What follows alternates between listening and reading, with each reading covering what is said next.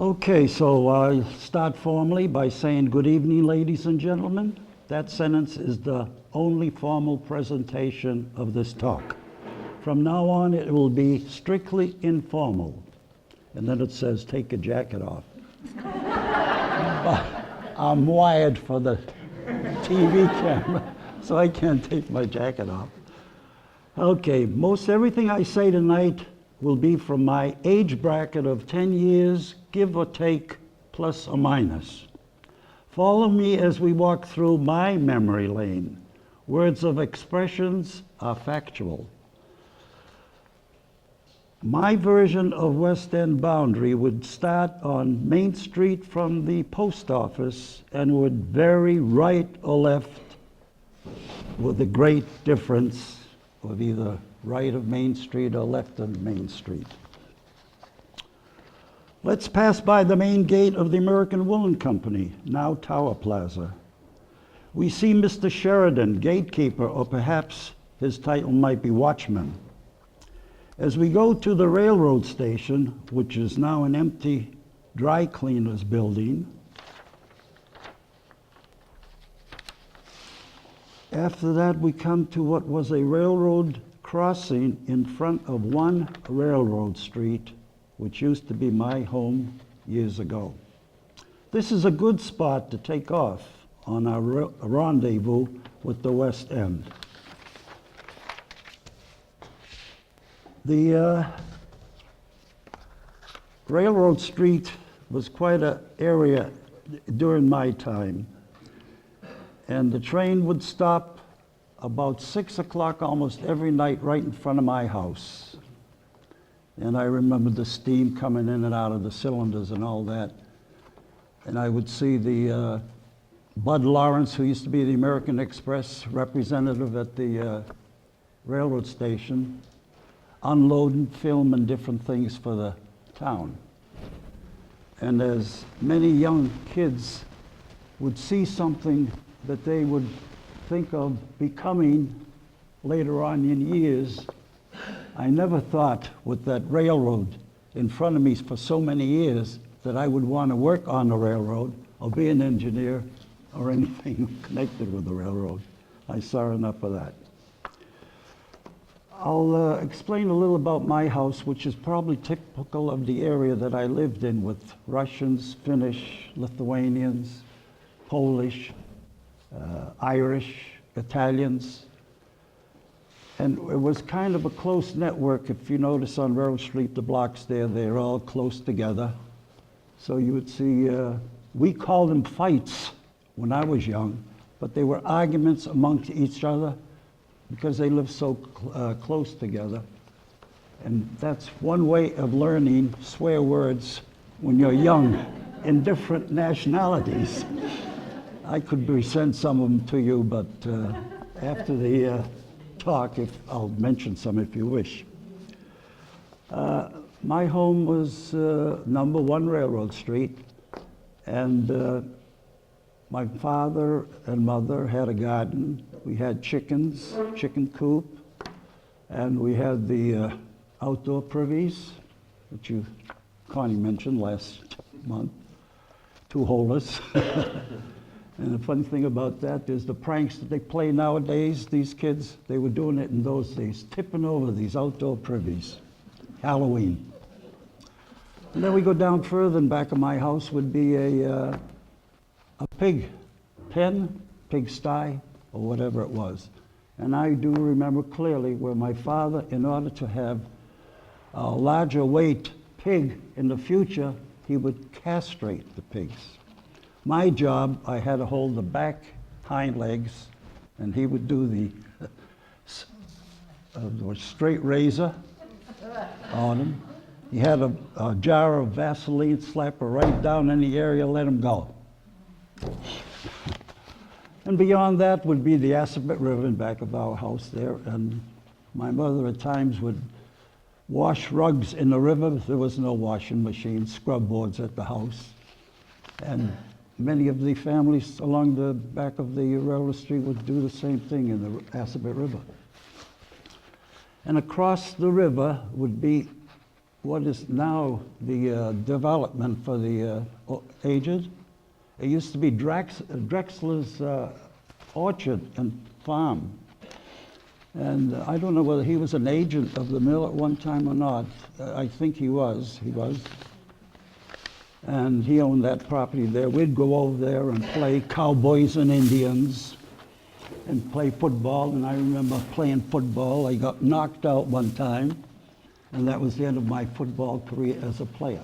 I became a manager later on in high school. Okay.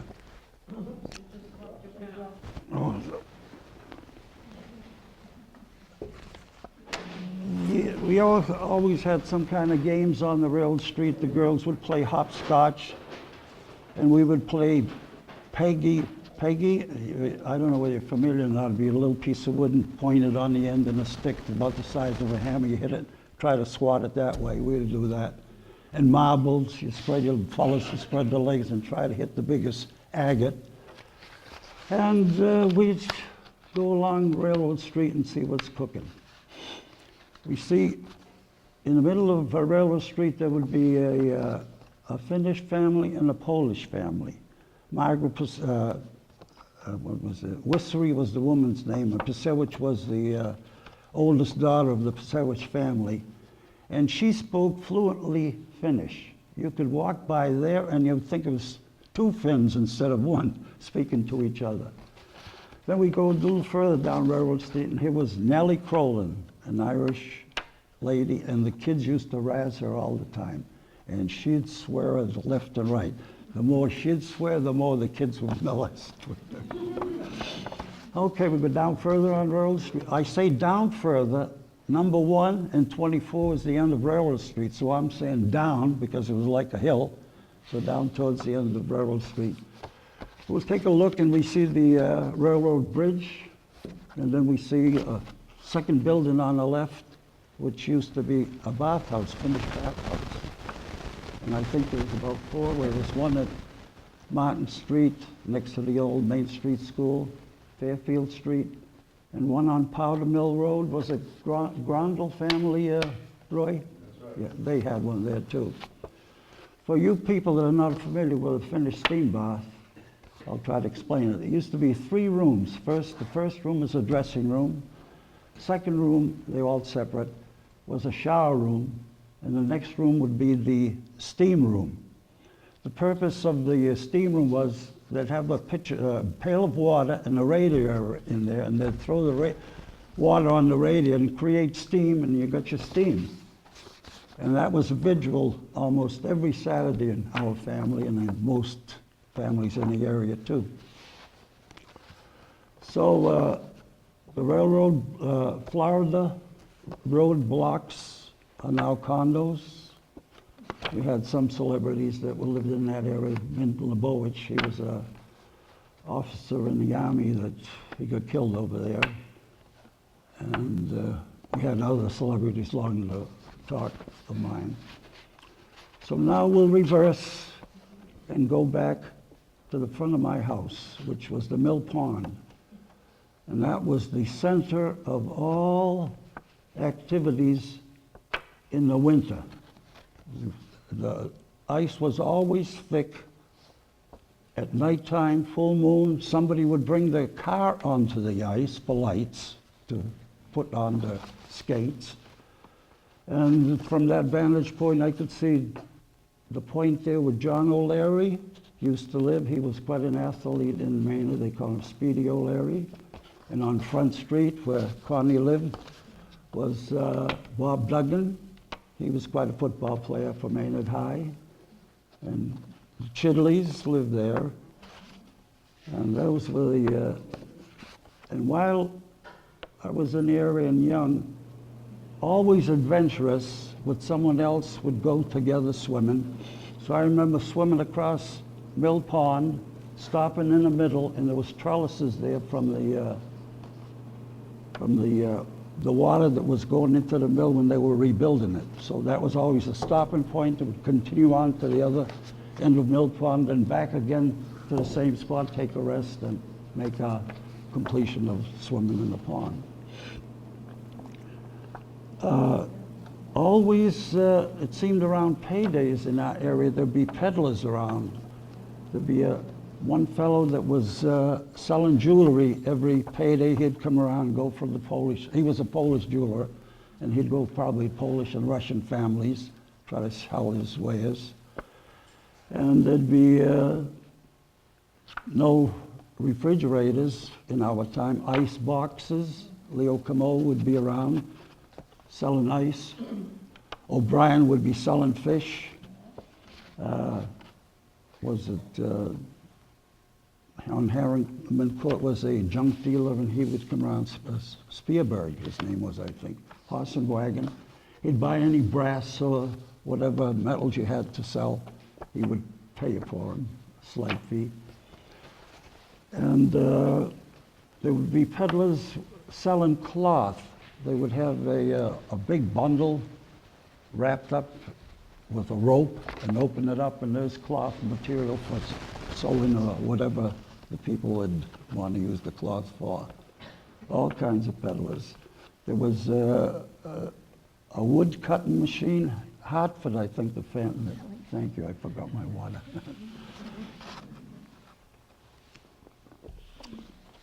Hartford, he used to have a truck and one of these saw machines cutting wood for the people. And Peterson's coal yard would deliver coal. We had coal bins in our house and potato bins. Those were the main items in the cellar, or basement, you call it today.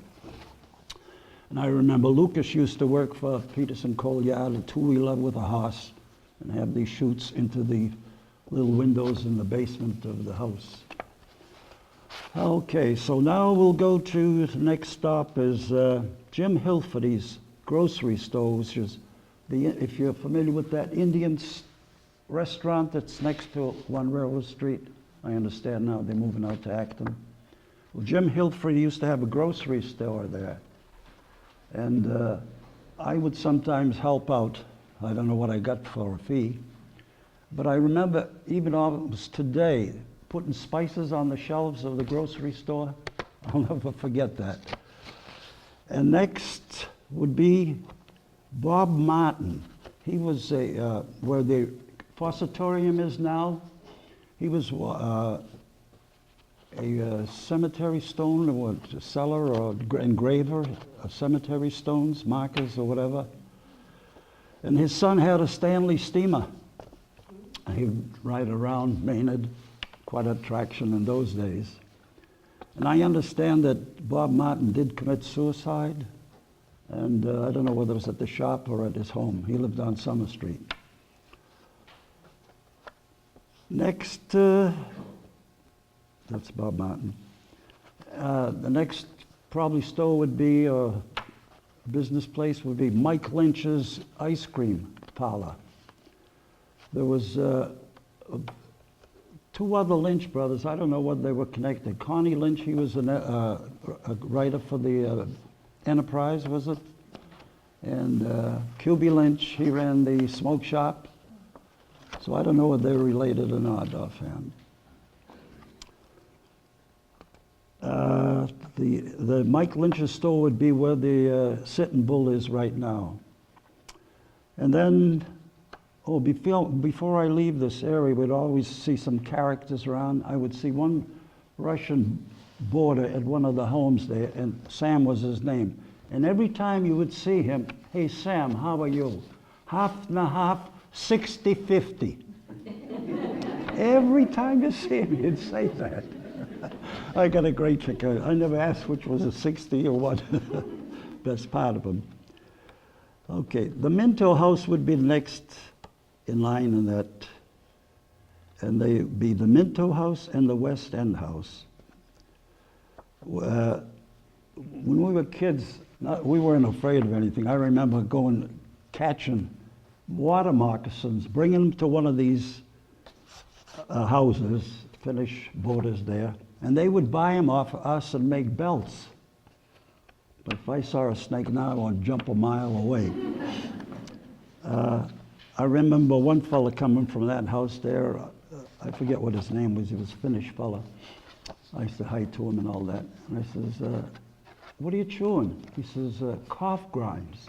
I said, cough grinds? Why? He said, I got arrested last night and I have to go to the Concord courthouse, so I don't want the judge to smell my breath. Okay. After the West End house, would run into Sundow's Barbershop, Buscemi's Market, and Joe Millstream's restaurant, and he used to have dances down there and everything like that. And I remember some of these Polish families that had weddings. They would be held at the house. They would have the bride and groom dancing, and if you wanted to dance with the bride, they had a basket you put in the paper money and dance with the bride.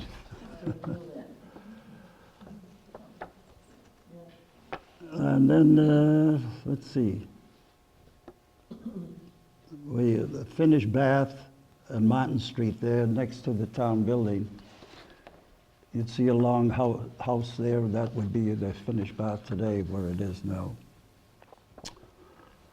And next we come to the Main Street School. That's what we had in those days, Main Street, Nason Street, Bancroft Street School, no name of any celebrity.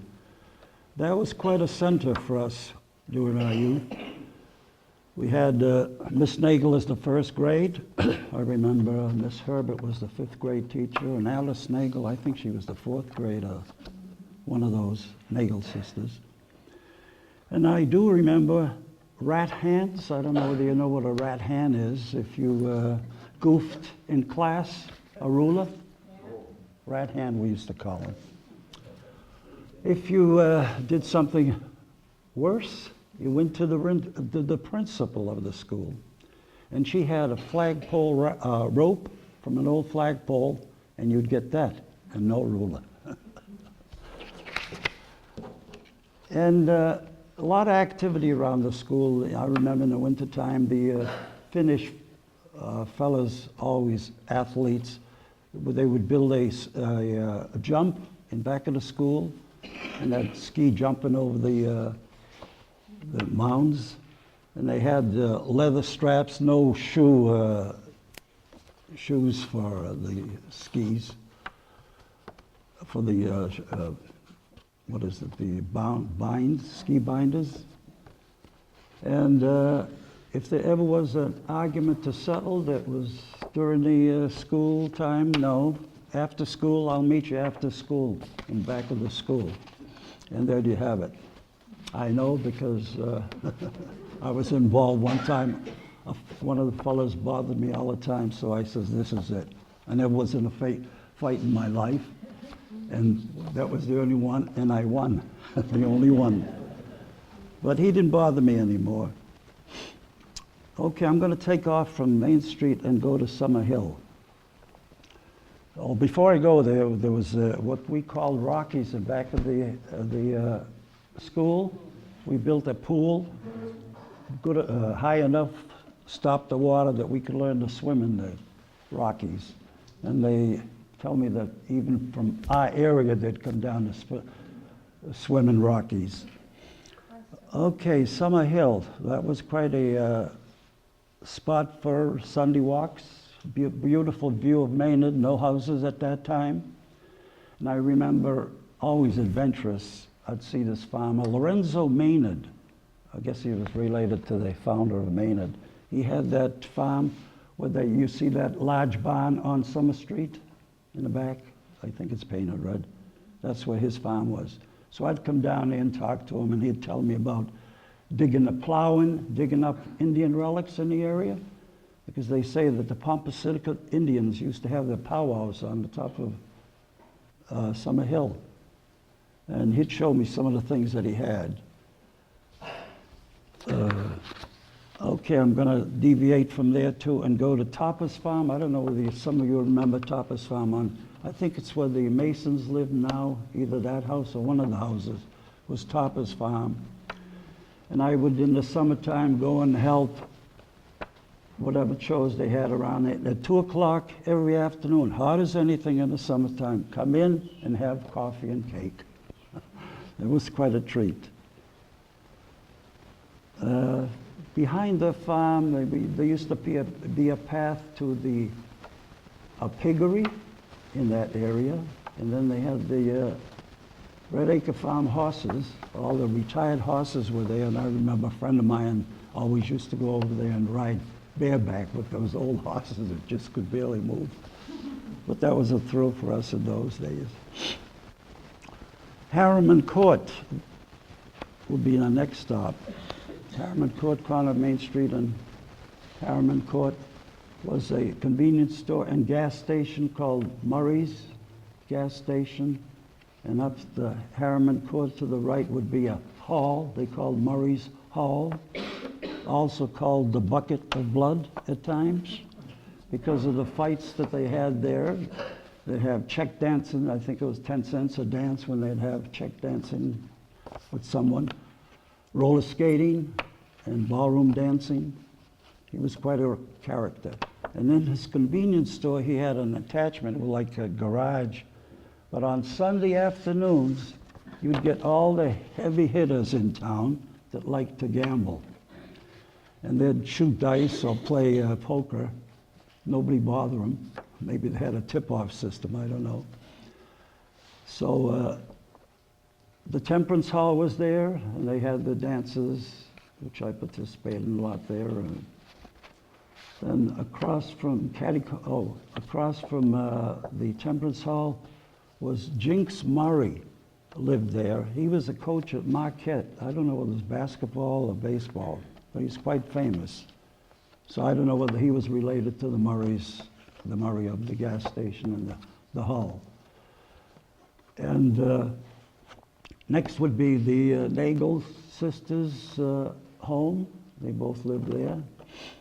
And next to them was 207 Main Street, where I lived. After the war, I came back. It was 186 Main Street. My father had bought a house across the street, corner of Spring Lane in Maine. And on Spring Lane, I don't know, well, some of you might remember Lara's Brothers, Lara's clothing stores in Maynard. He lived on the top of that hill there. Okay, we'll go a little further up town and we come to, I guess right about there. Mike Zabrisky's house was on the left after Spring Lane there, and he became a chief in Maynard. Where the Napa Potts place is now, there was a Mike Pasewicz that had a grocery store. And I guess the Napa place is taken over now. Okay. At the corner of Main and Great Road, the France family had a convenience store and gas station, now Mobile Gas. And then the next thing I have here is Ben Smith Dam in the Assabet River. Well, that was quite a place there. We used to swim from the dam up to Russell's Bridge. After swimming, if the river was high enough, we'd get a shower from the dam. And the launch used to go from there to the left in back of St. Cashmere's. The posts were still there from the pier. They used to run a launch from there to Lake Boone. We used to swim around the Russell's Bridge, diving and jumping. In those days, it was a wooden bridge, so it was high enough for the launch to go through and high enough for us to dive.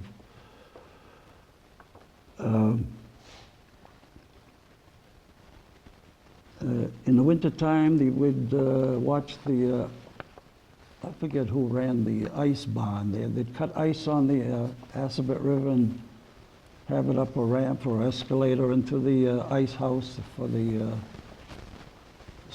putting straw around inside for the preservation for the summertime deliveries. And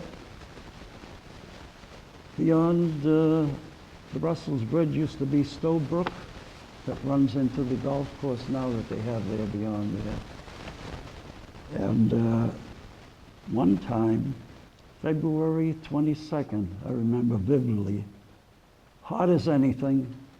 Somebody suggested, let's go skinny dipping up Stowbrook, February 22nd. There was still ice on the edge of the river. We did as a dare. It was cold.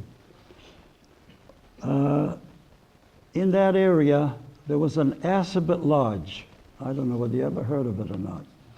It was a recreation area. They had cabins there, and all the clientele would come from New York City by train to Boston, and then the train to South Acton. And I remember they would pick these people up in cars and take them up to this Assabet Lodge. And I'll never forget one time I was working in a kitchen there, and the manager or owner, I forget, Maury Moss was his name. And they always had sittings at a certain time, and after that, this chef, he was strict, no more servings. And this Maury Moss walked tiptoes into the kitchen with two couples that wanted something to eat. This chef, he took a cup and threw it right across the kitchen. No more service. It's all over. Okay, that's the Assabet Lodge. We used to go swimming up Lake Boone. We'd either go by bike, walk, or train. I think the train was a nickel. This one time I went, I think I walked up there, and I spent all the change that I had at the what was it, the Hanson's Landing, yeah. So I'm ready to go back, and I'm at the train stop there, and I'm up in front where the engine is, and I'm standing there waiting for the train to go by, and I'm going to start walking back to Maynard. The fireman says, get on, we're ready to leave. I says, I can't, I haven't got any money. He says, come on board. In the cab of the train, going to Maynard. I think it's the greatest thrill of my life. And back to Maynard. So that's it so far, but I had a few highlights even that didn't take place. Oh, about the Mill Pond. It had so many stories. They had suicides there, they had drownings there, kids drowning and murders. So it has quite a reputation, that Mill Pond. That's one of the highlights. We'd go out of town once in a while to, well, I took swimming lessons at, they called it Lake Walden in those days. Now it's Walden Pond. And in the old days, Powder Mill Road, on the left where the bank and the stores are, there was nothing but a pasture field there. And they used to have barnstorming planes come in, and for so much, I forget what the fee was, they'd take people up for a ride. And I think it was kind of popular in other areas, and Maynard got into that too. In the wintertime, we used to go sliding on Prospect Hill, where the Russian church is. We'd start there, and the police would block off the road so we'd have no interference from cars.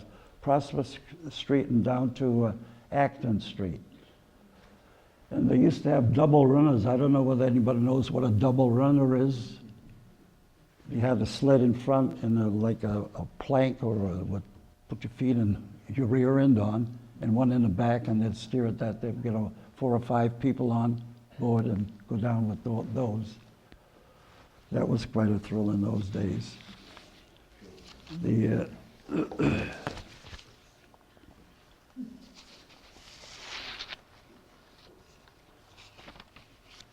all these nights mixed up.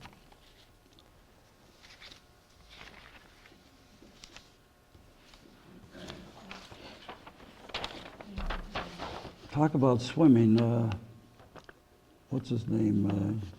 Paul Boothroyd gave this to my wife. So I thought, I have no jokes to tell, so I'll read it to you. It's a serious thing. Titled, Benny Sofka wins medals for swimming. Maynard. Benny Sofka, crack usher at the People's Theater, won the life-saving contest at Lake Walden and was presented a medal. He then entered the 100-yard freestyle and swam away with another medal. About then, one of the officials requested Benny to withdraw from other events in order that someone else might take home a medal. Already inquiries from young ladies have been coming by telephone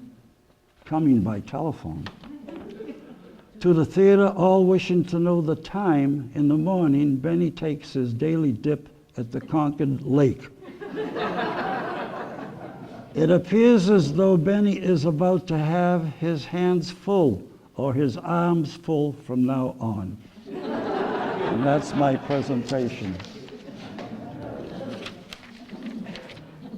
A half hour. Any questions that I might be able to? Dan, you didn't mention the prohibition and all the homes.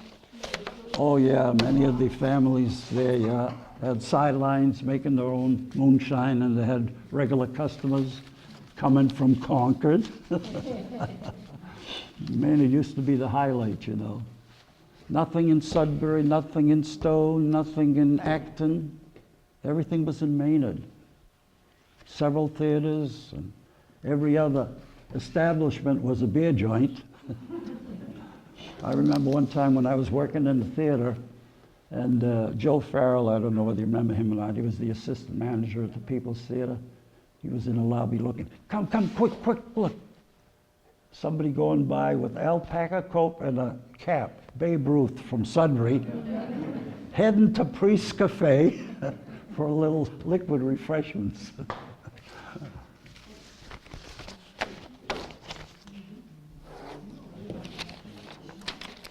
You might want to look at those pictures of the old movie stars. No questions? Yes? I'm not really familiar. I'm just curious, what time frame are these 5 years? I mean, I know you can't pin down any one. Oh, I don't know. Did I mention that to the introduction? How did I miss it? Most everything I say tonight will be from my age bracket of 10 years, give or take, plus or minus. So we can go anywhere. This article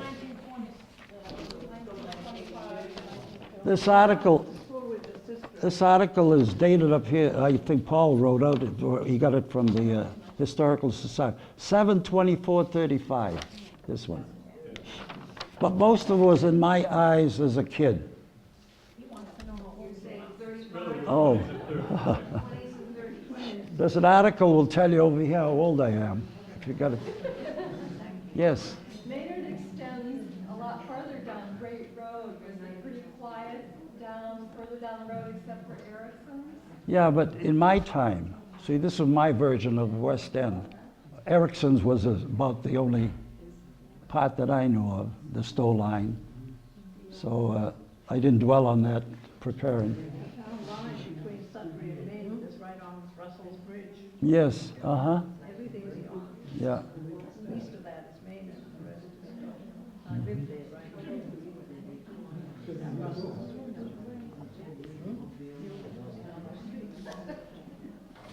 Well, thank you very much, Benny. We appreciate it. Okay.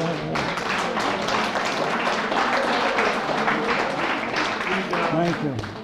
We'd like to show our appreciation for your presentation this evening. Yeah? And while Benny's been a little cagey about this, he is celebrating his 90th birthday. Oh. Thank you.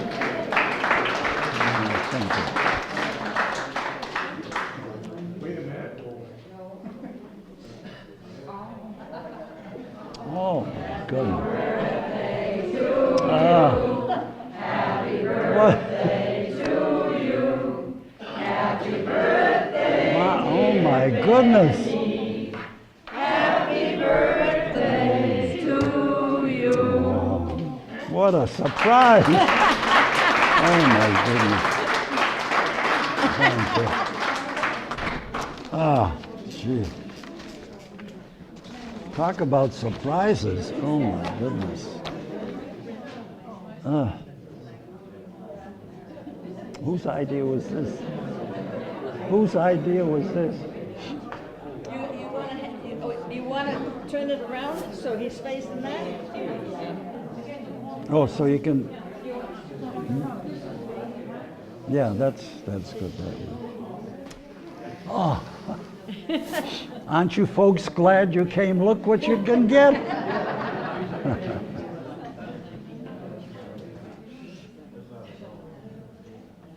It won't break?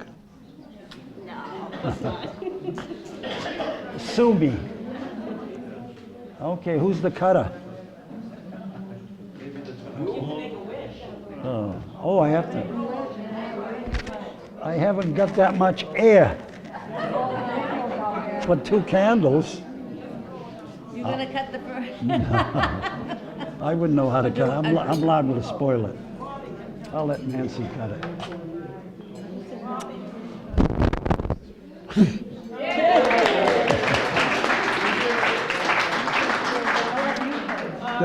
There's life in the Life Boy yet. That's an ad for Life Boy soap.